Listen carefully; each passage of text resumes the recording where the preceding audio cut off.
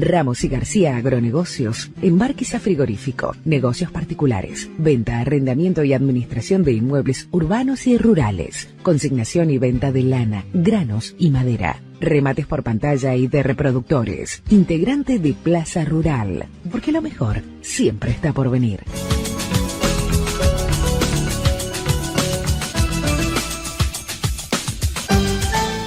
¿Qué tal, amigos? El gusto de saludarles en esta nueva semana para esta nueva edición de Diálogo Rural TV, que tenemos el gusto de presentarles en esta nueva semana con diferentes contenidos que vamos a presentarles a continuación. Amigos, vamos a estar hablando del Congreso de la Federación Rural, la participación de integrantes del Poder Ejecutivo en el Congreso que se desarrolló en Salto. Además, vendremos con lo que es un nuevo llamado al Procría que estuvo realizando el Ministerio de Ganadería conjuntamente con el Plan Agropecuario, INAC, y el Instituto Nacional de Colonización. En otro orden, materiales del Instituto Nacional de Investigación Agropecuaria, donde vamos a estar hablando de conservación del suelo, recursos como el agua y también la conservación del mismo, conservación del campo natural, algunos aspectos a tener en cuenta que vamos a estar compartiendo con ustedes en esta edición de Diálogo Rural TV.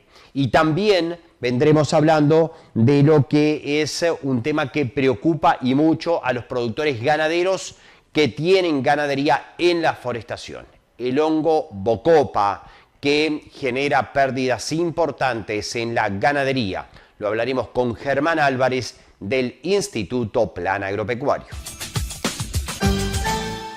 Amigos, y precisamente vamos a comenzar hablando de lo que es el hongo bocopa, un hongo que afecta los vacunos cuando consumen este hongo que se desarrolla en las forestaciones.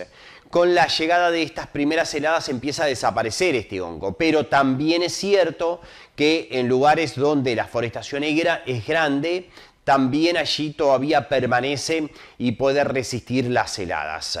Es de destacar que los efectos en la ganadería son importantes porque esto termina intoxicando a los animales que lo buscan para comer porque tienen un sabor especial y son muy buscados por los vacunos cuando lo ven, lo consumen con frecuencia y eso lleva a los problemas que les hablábamos posteriormente. Pero dejemos que nos lo explique el doctor Germán Álvarez del Instituto Plan Agropecuario.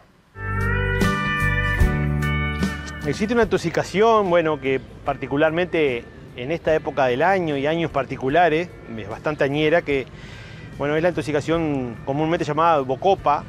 Es un hongo llamado Ramaria flavobrunescens, que es una intoxicación que está asociada al otoño, condiciones ambientales como la que estamos teniendo. Normalmente en los meses de abril, mayo es característica su presentación, cuando los perfiles de humedad se empiezan a recuperar y también la temperatura todavía no ha bajado, ¿verdad? Condiciones de humedad y temperatura que son, sabemos que son beneficiosas para el crecimiento de los hongos, se da asociado a los eucaliptus, también se llama el mal de los eucaliptus. Se llama bocopa justamente por la sintomatología que da, afectan los animales boca, cola y pata. Es una intoxicación que puede afectar un alto número de animales, ¿verdad? De lote, o sea, se habla de una alta morbilidad y también de una mortalidad media, o sea, muchas veces animales que se intoxican terminan muriendo porque no tenemos la contra que no existe un tratamiento eficaz y indicado para este tipo de intoxicación. Este hongo se identifica, fácilmente. Es un hongo con aspecto similar a coliflor, un hongo que con una tonalidad amarilla, empieza siendo amarillo y luego se va oscureciendo. Es un hongo que no supera los 8 o 10 centímetros de altura y 5 o 6 centímetros de ancho. Tiene una sobrevida, corta en el tiempo. Como te decía, asociado a los eucaliptos, a las quintas del eucalipto, generalmente se habla de quintas, es más común las presentaciones en quintas viejas de eucalipto, pero también se ha dado presentaciones en plantaciones más nuevas y bueno, sabemos que la forestación ocupa un área importante y cada vez ha ido ocupando mayores áreas y bueno, y los pastoreos de los animales en áreas de forestación es muy común, por lo tanto es un problema a atender y bueno, particularmente durante estos días hemos sabido de la presencia de hongos, muchos productores en diferentes zonas del país. Ahora durante el mes de abril se ha visto presencia de hongo, entonces la importancia de alertar y tener cuidado frente a esta situación. El cuadro en los animales, como te decía, afecta órganos como bueno, todo lo que es la cavidad bucal, lesiones ulcerosas, el morro, en labios, en lengua, no vesiculares, pero bueno, es una enfermedad que es diferencial de fiebre aftosa. Eso es importante tenerla en cuenta porque su presencia, esa sintomatología es diferencial de aftosa, por lo tanto hay que notificar a las autoridades sanitarias, al Ministerio de Ganadería. También da lesiones en pata y da lesiones en cola, es característico la pérdida de pelos de cerdas de la cola termina pelada. Bueno, eso es bien característica cuando el animal está afectado, animales pierden peso rápidamente porque no puede alimentarse, no puede desplazarse, muchas veces terminan echados porque no pueden caminar. Y bueno, como te decía, es un cuadro que muchas veces es complicado porque el animal termina muchas veces muriendo por no poder comer, no poder beber agua, no poder desplazarse. Y bueno, también tiene la particularidad que los ambientes de forestación muchas veces son lugares que quizás no se recorren tan fácilmente y tan diariamente como otro tipo de potreros. Entonces, bueno, genera en esta época del año, como te decía, en los meses de abril, mayo, años particulares, sobre todo también este año tiene la característica que en lugares que estuvo seco, bueno, años que estuvo seco en el verano y luego cuando se empiezan a regularizar las lluvias en el otoño, termina sucediendo algún tipo de problemática. Lo ideal frente a la presencia del hongo es sacar los animales del monte.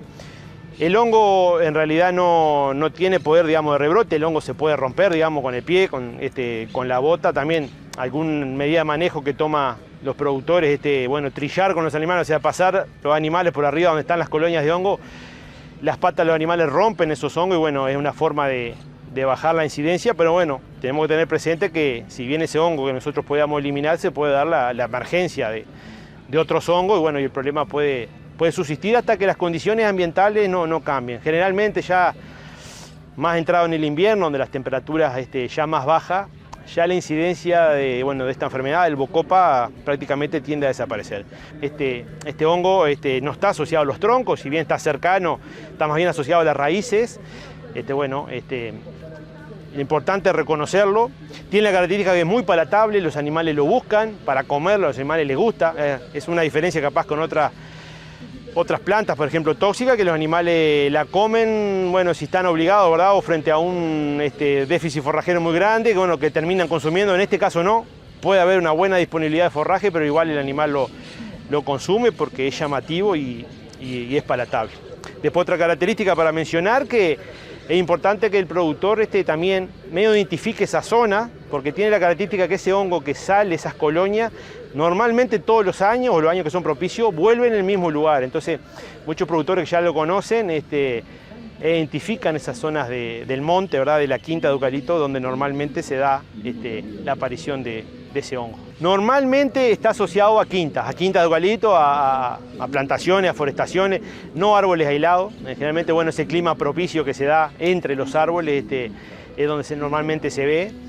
Muchas veces, bueno, en las quintas aparecen los bordes también, en los bordes de la quinta, de la plantación, y muchas veces en el interior mismo de la quinta de eucalipto. Pero como te decía, normalmente en quinta ya más añosa es más común, si bien ha habido algún caso de plantaciones más nuevas, y bueno, en varias zonas del país, cuando se dan estas condiciones, y como se están dando ahora, tenemos conocimiento que están apareciendo.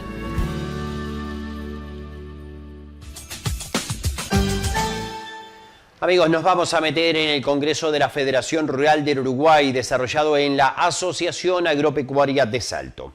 Allí estuvo el presidente de la República, estuvo el ministro de Economía, estuvo también el ministro de Ganadería, Agricultura y Pesca.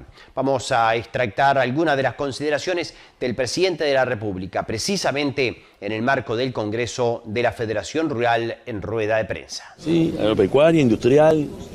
Yo creo que más que nada es la visión territorial necesaria para quien tiene la responsabilidad de gobernar el país.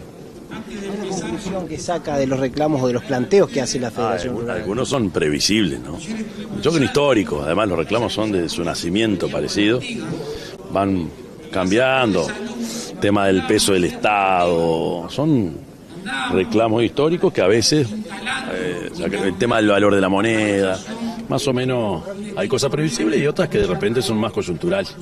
¿Son atendibles? Por supuesto que también nosotros tenemos una política que el ministro de Economía la planteó desde el principio, aquí en su discurso, donde yo creo que al final las respuestas aparecieron antes que las preguntas, pero bueno, es para seguir masticando con toda la sociedad, la Asociación Rural, Federación Rural, y con todas las asociaciones de productores del país. Y de las palabras del presidente de la República, el profesor Yamandú Orsi, pasamos ahora a las palabras del ministro de Economía y Finanzas, Gabriel O'Donnell, en el marco del Congreso de la Federación Rural en la Agropecuaria de Salto.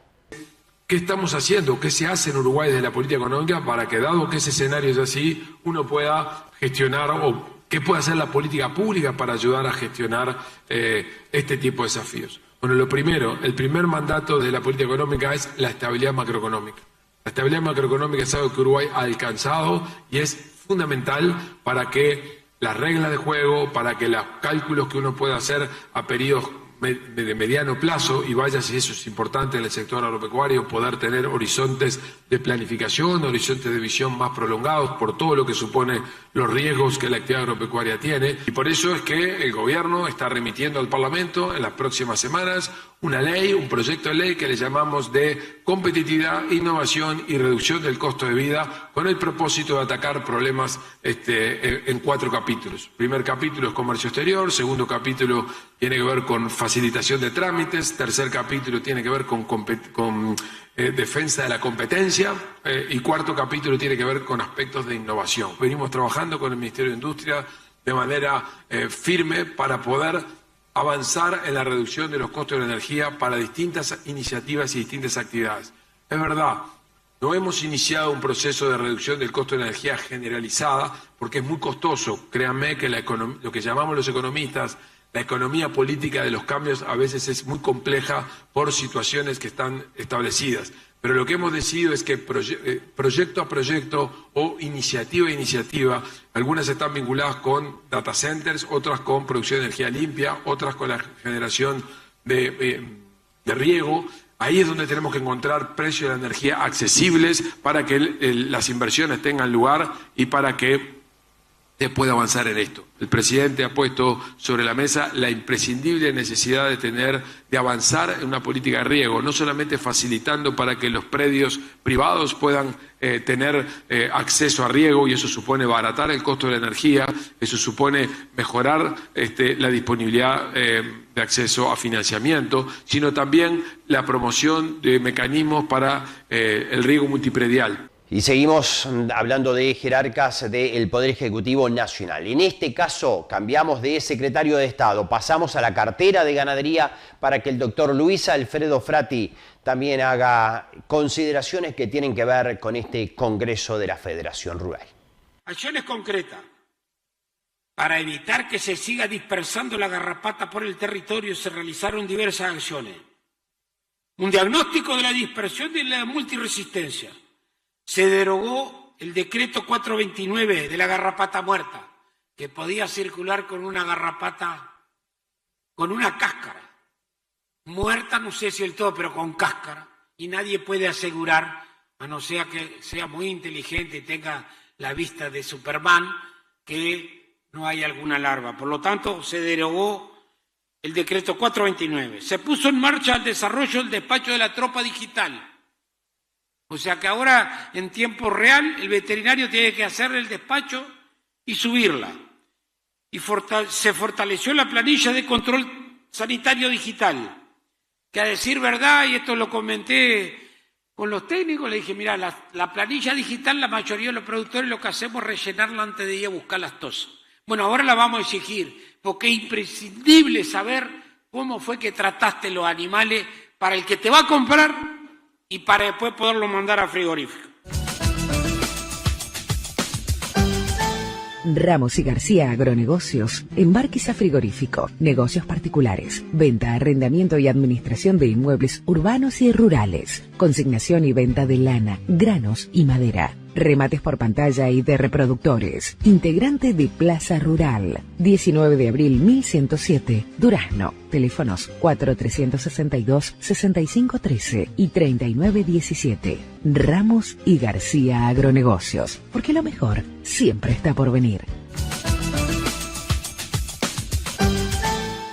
Amigos, damos vuelta a la página, dejamos atrás el Congreso de la Federación Rural en Salto y la presencia de las autoridades nacionales. Nos vamos a meter ahora en un capítulo destinado a algunos contenidos técnicos desde el Instituto Nacional de Investigación Agropecuaria, desde el INIA, para hablar de biotecnología en acción. Una serie que nos explican desde el Instituto Nacional de Investigación Agropecuaria en qué consiste. Hoy te voy a contar para qué utilizamos el cultivo in vitro. El cultivo in vitro de plantas incluye varias herramientas de biotecnología que tienen en común el hecho de que suceden dentro de un frasco en condiciones de esterilidad o asépticas. En el frasco incluimos un medio de cultivo con los nutrientes que las plantas necesitan para desarrollarse, y a estos frascos los mantenemos en un ambiente con temperatura y luz controlados. Esta técnica se puede aplicar utilizando como punto de partida una planta o una parte de una planta que vamos a cultivar en el frasco para que se desarrolle. Existen diferencias dependiendo de la planta o la parte de la planta que se cultive, pero en todos los casos hay pasos en común. La primera etapa es introducir el material vegetal al cultivo in vitro. Esto implica seleccionar la parte adecuada de la planta, esterilizarla y luego colocarla en el frasco con el medio de cultivo adecuado. La segunda etapa es mantener ese tejido en el cultivo para que se desarrolle. Esta etapa varía de acuerdo con el objetivo. Finalmente, luego de obtener el producto final deseado, que son plantas regeneradas o multiplicadas, las plantitas deben volver a las condiciones de cultivo fuera del frasco, en macetas con sustrato y con luz natural. Esta última etapa es la aclimatación. Este proceso puede durar meses o incluso años. ¿Para qué nos sirve cultivar plantas o sus partes en frascos? Para muchas cosas. Algunas de ellas las realizamos en el INIA y te las vamos a contar en esta serie de videos. La conservación de las pasturas sembradas y del campo natural. Consideraciones que nos trae ahora, también desde el Instituto Nacional de Investigación Agropecuaria, Óscar Blumeto. Hola, soy Óscar, les estoy hablando desde el Instituto Nacional de Investigación Agropecuaria, en su estación experimental Las Brujas de Canelones. Mi trabajo es investigar en temas ambientales, en sistemas de producción agropecuaria y en especial sistemas ganaderos, que es el tema del que vamos a hablar hoy. La ganadería es un sistema de producción de ganado que en Uruguay básicamente son dos especies, las vacas y las ovejas. Las vacas y las ovejas son animales herbívoros, es decir, comen pasto, y ese pasto puede venir de dos fuentes diferentes. Una es el campo natural y la otra son las pasturas sembradas.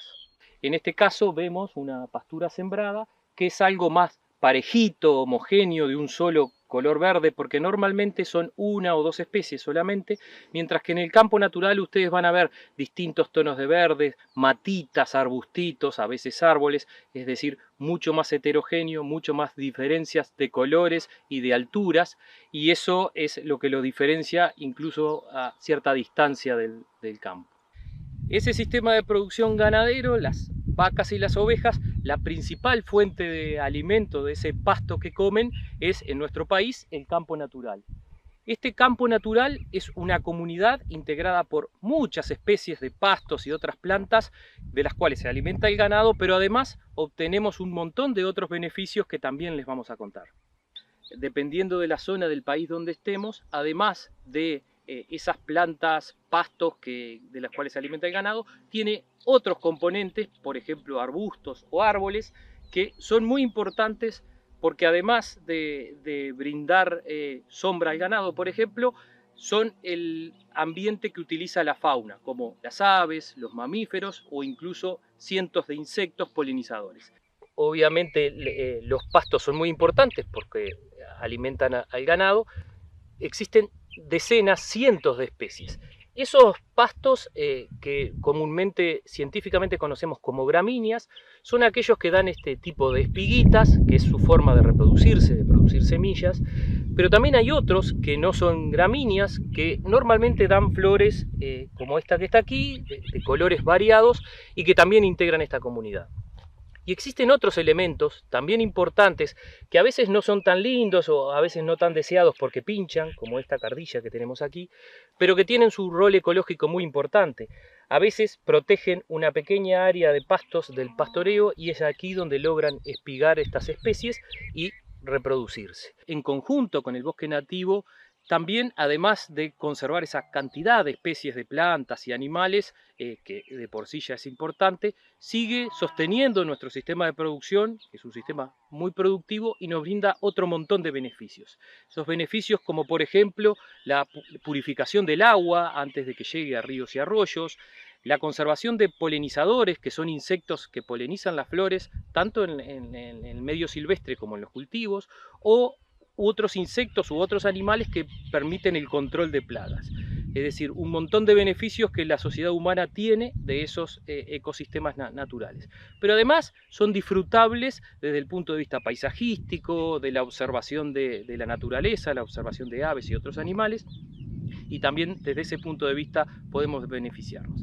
Así que los invito a contribuir a conservarlo y a cuidarlo y nos estaremos viendo en un próximo video hablando de otros temas relacionados.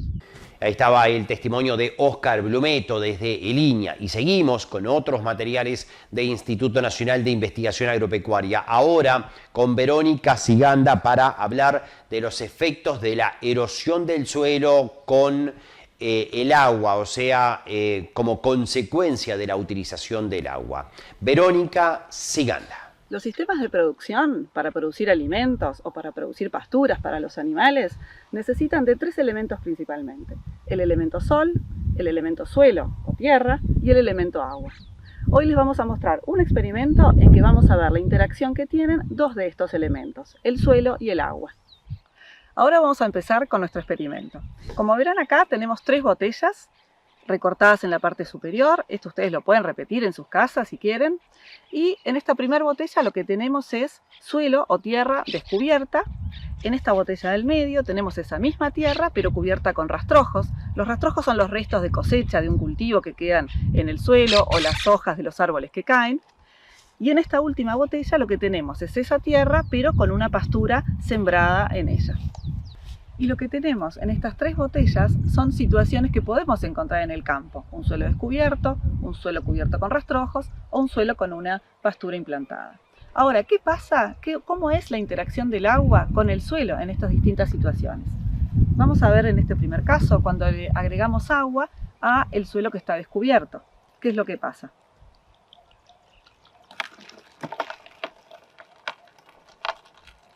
Y ahora vamos a ver qué es lo que pasa cuando le agregamos agua al suelo que está cubierto con rastrojos.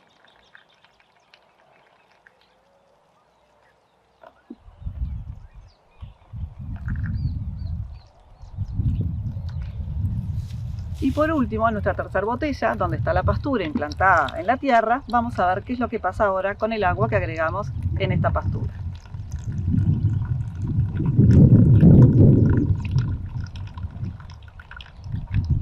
Lo que sucedió en este experimento es lo mismo que sucede muchas veces en el campo. Cuando nuestro suelo está descubierto, lo que sucede es que el agua arrastra ese suelo y lo perdemos y se va a los ríos, arroyos y hasta el océano. La pérdida de suelo le llamamos también erosión. y es uno de los principales problemas ambientales que tiene nuestro país y que también tiene todo el mundo. Cuando el suelo lo tenemos cubierto, lo estamos protegiendo y entonces esa pérdida de suelo o erosión es mucho menor. Como ven, el suelo prácticamente es muy poquito lo que vemos en el agua. En el caso extremo, cuando el suelo lo estamos cuidando, el suelo está cubierto, tenemos esta pastura implantada, la pérdida de suelo con el agua es mínima o nula. Y lo que veíamos en el experimento de que perdíamos suelo cuando no estaba cubierto, también sucede en el campo. Acá estamos en una situación de un suelo, de una tierra que no fue bien cubierta, que no tuvo buenos cultivos y por lo tanto el agua fue arrastrando y llevándose suelo y no tenemos esta situación que es una cárcava, pérdida de suelo por erosión. Recuerden entonces que un suelo cubierto es un suelo protegido. Es una muy buena práctica agropecuaria para cuidar nuestros recursos naturales y asegurar nuestra producción de alimentos. Este experimento lo pueden replicar en sus casas, en la escuela, y me despido por aquí y nos vemos en una próxima instancia.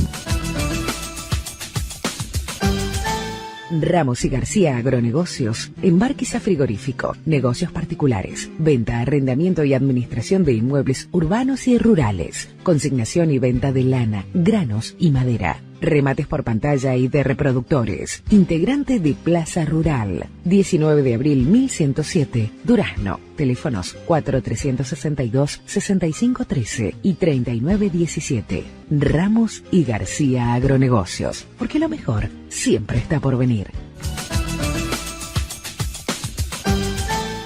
Amigos, cerramos este capítulo que tiene que ver con materiales del Instituto Nacional de Investigación Agropecuaria, aportes realmente interesantes sobre diferentes temas de la producción nacional. Nos metemos ahora en el ProCría, este programa de apoyo al desarrollo de la cría nacional, que está funcionando ya en el país, que ya lleva varios meses de experiencias con las reuniones ya en muchos casos grupales, en otros casos las visitas individuales de los técnicos a los distintos productores, de acuerdo a la zona y a los lugares y los grupos, es la velocidad que tienen cada uno de los mismos. Pero ahora se abre un segundo llamado para tener una segunda tanda de productores que se puedan sumar y que por diferentes motivos quedaron afuera del primer llamado. En conferencia de prensa en la capital del país, el ministro de Ganadería, el doctor Luis Alfredo Frati, hacía referencia a este segundo llamado.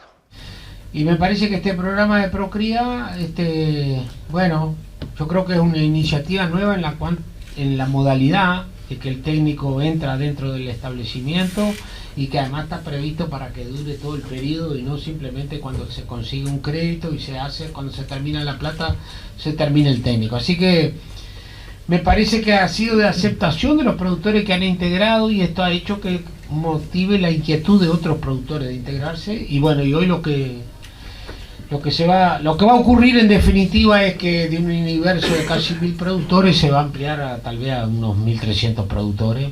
Así que nada, no somos los responsables del programa, sí, de la iniciativa, así que le vamos a pasar la palabra al Plan Agropecuario, que junto con Desarrollo Rural son los que están trabajando sobre el territorio en este tema, más allá de los apoyos que hemos tenido del Instituto Nacional de Carne, bueno, y ahora en este caso que ya veníamos trabajando de colonización. Y lo último es que quiero resaltar que estamos consiguiendo algo que fue largamente anhelado en el sector agropecuario. Muy pocas veces hemos tenido éxito y ahora creo que lo venimos consiguiendo, que es juntar las capacidades que tenemos desparramadas detrás de un mismo objetivo. El otro día tuvimos en otro tema, pero lo quiero decir acá, con el tema de la vacuna y la garrapata, y ahí estaba gente del Pasteur, la gente de servicio ganadero, de la ganadería, de facultad veterinaria. Ayer firmamos otro FPTA con facultad de agronomía, con facultad veterinaria, con los egresados, con el Ministerio de Industria.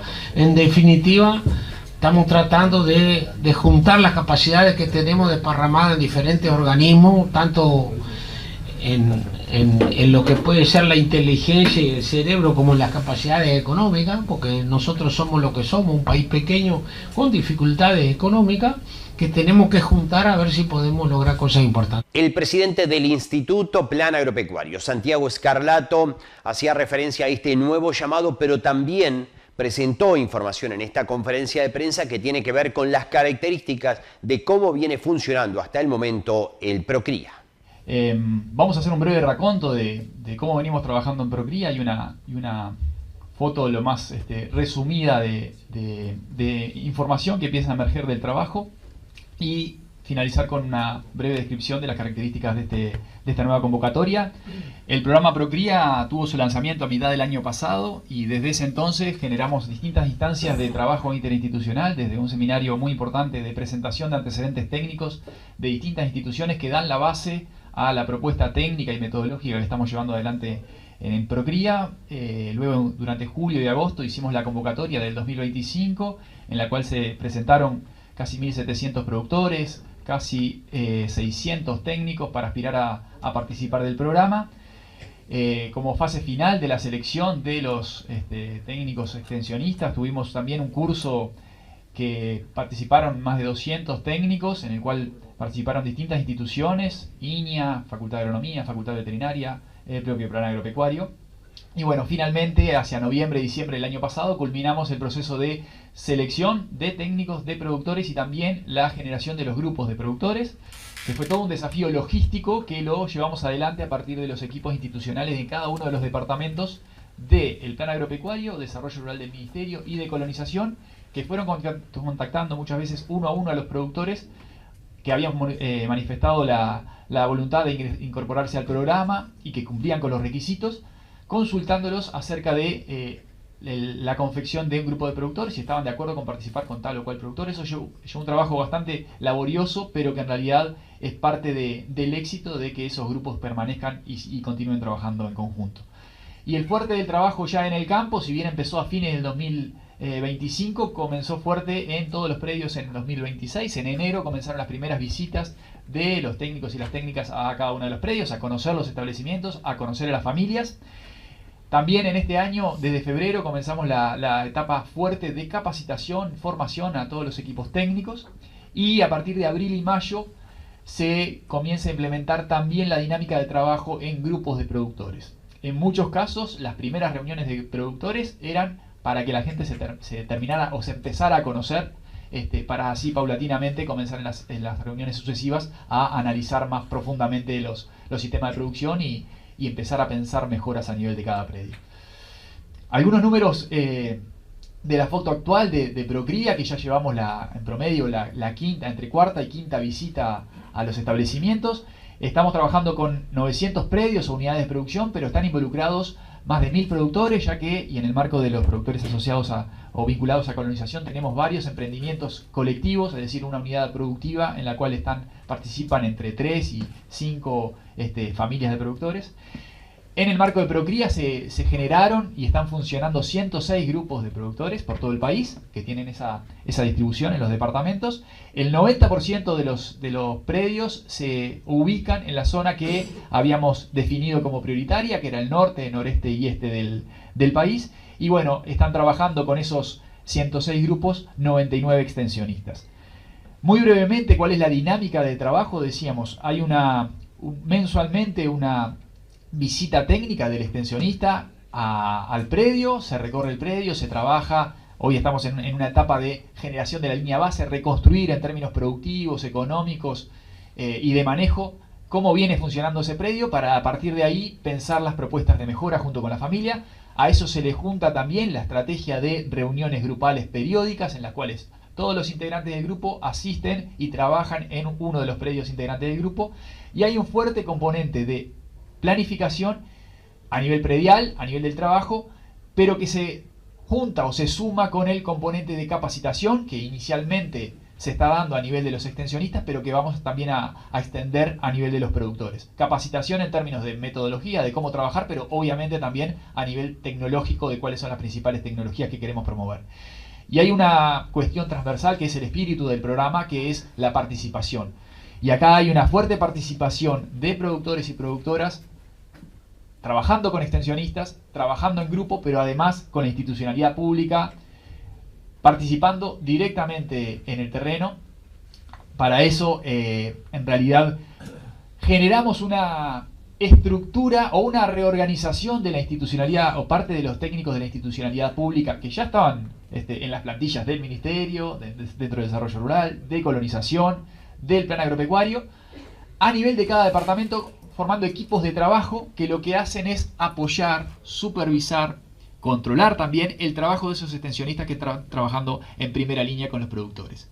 Y lo que es también para nosotros una base de trabajo es contar, más allá de los logos y la participación de todas las instituciones, a la hora de trabajar con la participación directa, en este caso en un equipo técnico que apoya y capacita y brinda elementos técnicos y metodológicos a estos equipos institucionales y a los extensionistas, que está conformada ni más ni menos que por investigadores de INIA, investigadores y docentes de Facultad de Agronomía, Facultad Veterinaria, del SUL y obviamente del propio Plan Agropecuario y Ministerio. En referencia a los 99 extensionistas que están trabajando en el programa en este momento, 46% son mujeres, 54% son hombres, y en términos de orientación en cuanto a la profesión, hay un 76% de ingenieros y ingenieras agrónomos, después hay un 21% de veterinarios y un 3% de otros títulos que estaban en el llamado inicial como técnicos agropecuarios. Muy brevemente, las características de los 900 predios que están vinculados al programa. Estamos hablando de una superficie promedio de casi 390 hectáreas. En promedio son sistemas que manejan casi 160 vientres en Entore, y aquellos sistemas que además combinan con el rubro vino manejan alrededor de, en promedio, 160 ovinos. Y un aspecto relevante que también se asocia con la incorporación de la financiación de colonización a partir de ahora es que están vinculados ya al programa 232 emprendimientos predios que son beneficiarios o están vinculados al Instituto de Colonización.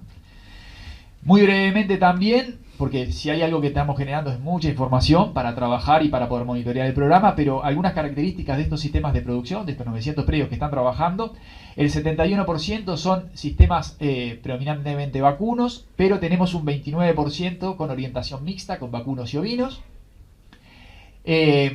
Casi el 80% son sistemas criadores. Ahí tenemos ya algunos sistemas criadores que venden o engordan sus vacas, que sabemos que desde el punto de vista técnico es una alternativa y cuando se puede hacer impacta mucho en el resultado económico.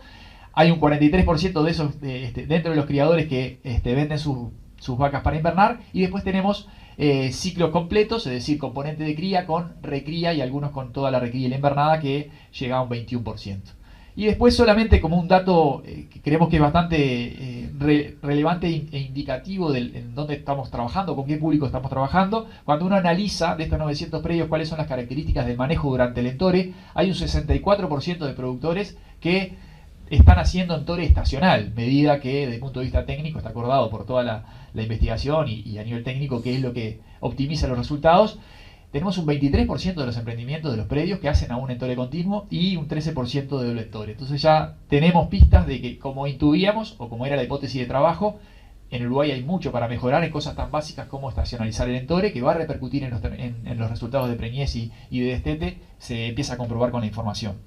Pero también hay este programa del Ministerio de Ganadería trabaja en zonas en las cuales hay problemas sanitarios, además de lo que tiene que ver con el manejo de la nutrición y demás, y en particular estamos trabajando de forma muy estrecha con el programa de combate a la garrapata, y en ese sentido también el trabajo técnico de ir mensualmente implica relevar y trabajar sobre aspectos del manejo de la pastura, manejo de los animales, pero también vinculados al tema de la problemática en general de la sanidad y en particular de la garrapata. Y ahí, a modo de ejemplo, en las primeras visitas, el diagnóstico que tenemos en cuanto a la incidencia que acuerdan los productores y los técnicos que están sufriendo o padeciendo en términos de problema de garrapata, productores que están vinculados a Procría. Y claramente, y esto se condice con los números que tenemos a nivel oficial del monitoreo del problema de la garrapata, tenemos un problema muy grave en el norte, pero también en la zona centro y este es un problema que tenemos que trabajar, y reitero que estamos trabajando en conjunto con servicios ganaderos del Ministerio de Ganadería, también con INAC, ahora frente a la nueva campaña de reducir o evitar los residuos en carne. Es un tema que también entra fuerte en el trabajo de Procría. Y esto es solamente para mostrar ejemplo en cuanto al manejo de la información, no solamente para monitorear el programa, sino porque el manejo de la información y cuantificar los resultados es el espíritu de trabajo a nivel de cada uno de los extensionistas con los productores. Entonces hay un monitoreo mensual al momento de hacer la visita de algunos indicadores clave, obviamente de uso de medidas de manejo y demás, de resultado, pero también, por ejemplo, la disponibilidad de forraje, el estado del campo natural, la disponibilidad el estado de los animales, que nos permite, en primer lugar, tomar decisiones objetivas a nivel de campo, pero además a nivel de programa, centralizando esa información a nivel de un software que hemos venido desarrollando, nos permite hacer un monitoreo mucho más allá del resultado de preñez, que también lo vamos a tener, y incluso nos permite desarrollar mecanismos de alerta para trabajar con los productores y con los técnicos para adelante. Con ese marco venimos, y ahora con la buena noticia de que el Instituto de Colonización se compromete a destinar fondos, es que viene la convocatoria 2026, en la cual pretendemos ampliar, como decía el ministro, la cantidad de productores y productoras que se vinculan al programa. Estimamos en una cantidad hasta 1.300.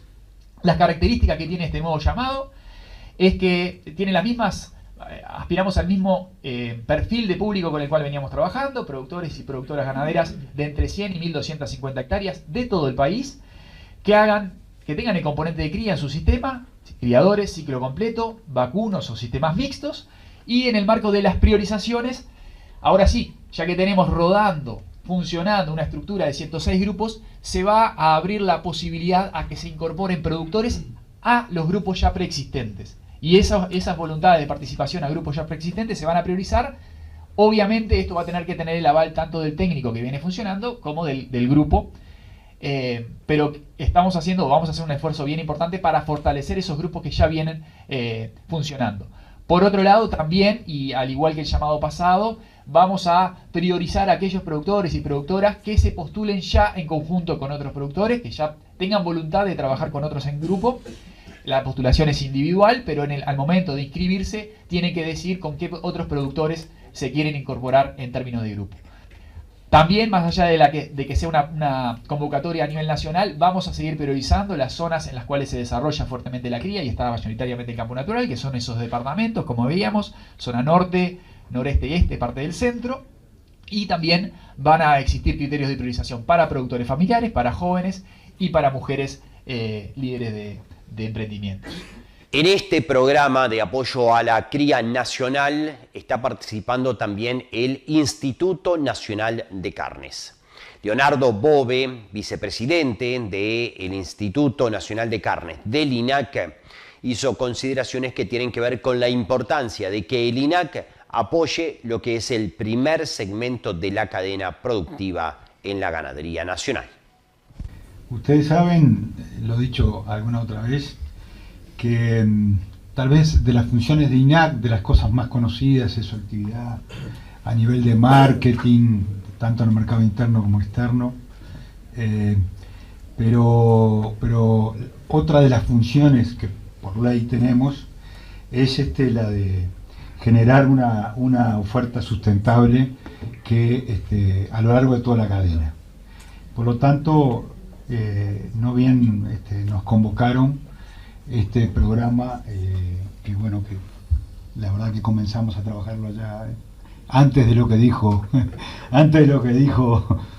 Escarlato, bastante antes, y lo que siempre me sorprendió fue la cantidad de instituciones, imposible de nombrar, yo hoy ya, porque si bien están varios de los sellos ahí, que se sumaron a esto.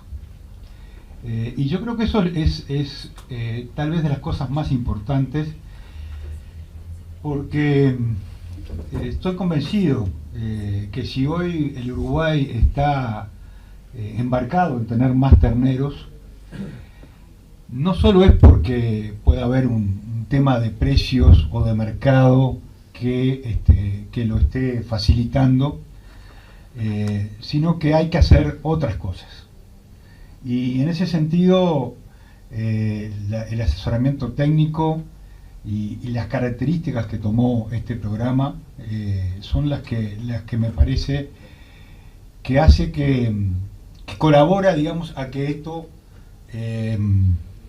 tenga un carácter nacional. Así que hoy vemos que la cría está en boca del sector. Vemos productores de todos los tamaños que se plantean en la cría, ven un negocio posible y bueno, espero que tengamos un negocio en crecimiento.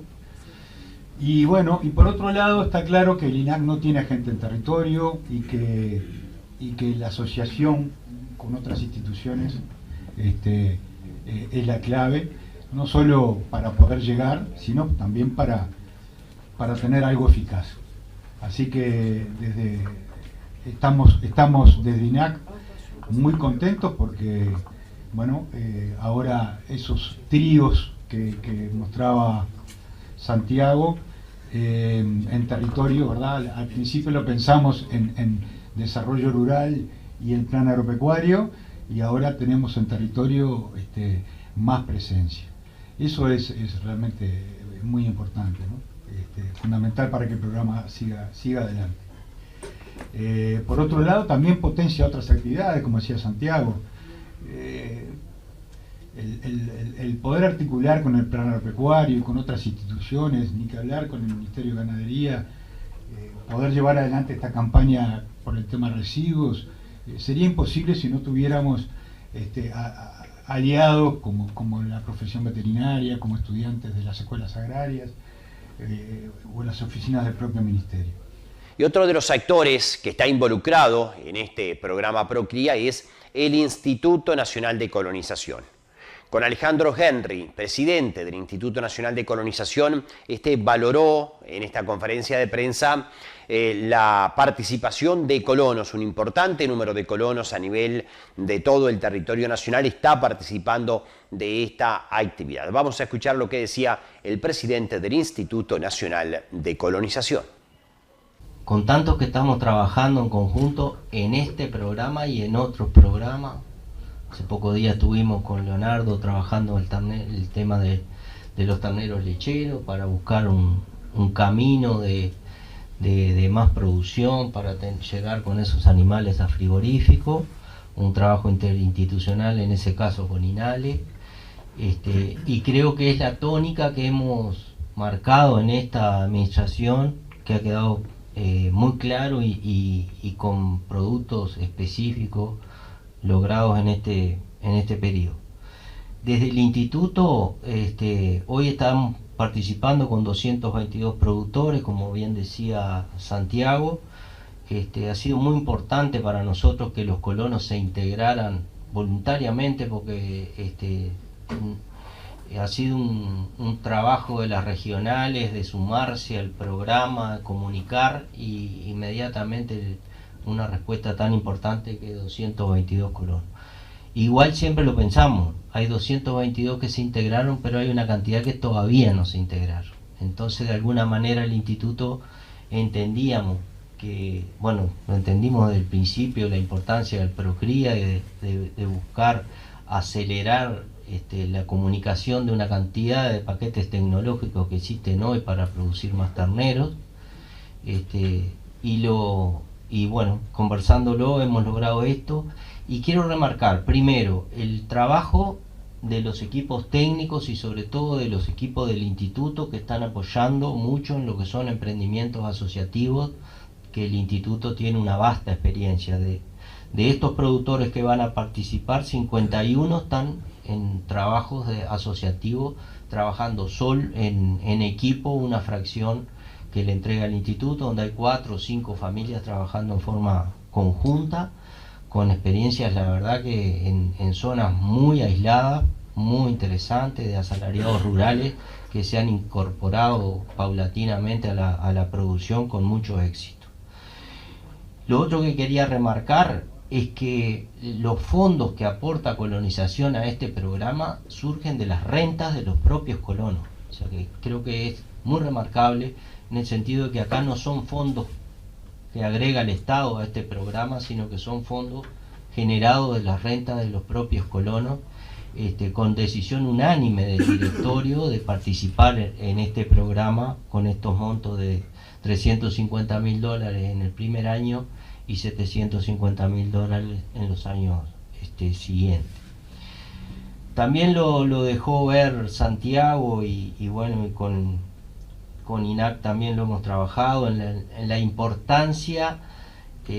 Para los machos estuvimos manejando la importancia que los terneros lecheros tengan un canal donde avanzar en la cría. Para eso los campos de recría que ya tiene el instituto, donde se hace la cría de las terneras que van a ser las futuras madres de los tambos, poder incorporar también esta categoría de los machos como forma de mejorar la renta de los propios campos de recría al tener dotaciones más altas que son muy variables a raíz del tiempo debido a los temas de exportación en pie, diferentes temas que hacen que el ingreso a los campos de recría tenga cierta inestabilidad en los montos. Tener montos más estables de ingreso de animales a los campos de recría nos mejora en forma importante la rentabilidad. Por eso es lo que quería decir. La incorporación de este trabajo con INAC y con INALE, como el trabajo ahora, que también podemos aportar a través de los campos de recría para que estos programas de alguna manera tengan otra herramienta más de fortalecimiento en definitiva de los productores, haciendo la recría de los ganados de carne también dentro de los campos de recría del instituto, nos parece que aporta otro elemento más que va a fortalecer el procría. Con esto les quiero pasar un aviso. El 19 de junio están entrando las primeras 600 terneras de carne a un campo de recría en el centro de Paysandú, donde pensamos que vamos a poder avanzar a muchos más animales, y no solo vacunos sino también lanares. Estamos en conversaciones con el INIA a través de la ingeniera Clara Villalba, que es la representante de INIA, para coordinar interinstitucionalmente este tipo de trabajo que nos parece clave llevarlo adelante. Ese campo hoy día consta con 1.400 hectáreas y tenemos enormes posibilidades de llevarlo a 2.400 hectáreas. Estamos invitando a Artigas, Salto y Tacuarembó que se sumen a este campo en Paysandú, como forma también de trabajar en otra área diferente, pero que puede fortalecer todo el sistema. Ramos y García Agronegocios, embarques a frigorífico, negocios particulares, venta, arrendamiento y administración de inmuebles urbanos y rurales, consignación y venta de lana, granos y madera, remates por pantalla y de reproductores, integrante de Plaza Rural, 19 de abril 1107, Durazno, teléfonos 4362-6513 y 3917. Ramos y García Agronegocios, porque lo mejor siempre está por venir. Estimados amigos, estamos llegando al final de esta nueva edición de Diálogo Rural TV. Les estamos agradecidos por la atención dispensada. En 7 días vamos a volver con otros materiales y otros contenidos desde el centro del país. Muchísimas gracias, muy amables, buena semana para todos y nos reencontramos en este mismo horario y en esta misma pantalla en 7 días. Ramos y García Agronegocios, embarques a frigorífico, negocios particulares, venta, arrendamiento y administración de inmuebles urbanos y rurales, consignación y venta de lana, granos y madera, remates por pantalla y de reproductores, integrante de Plaza Rural, porque lo mejor siempre está por venir.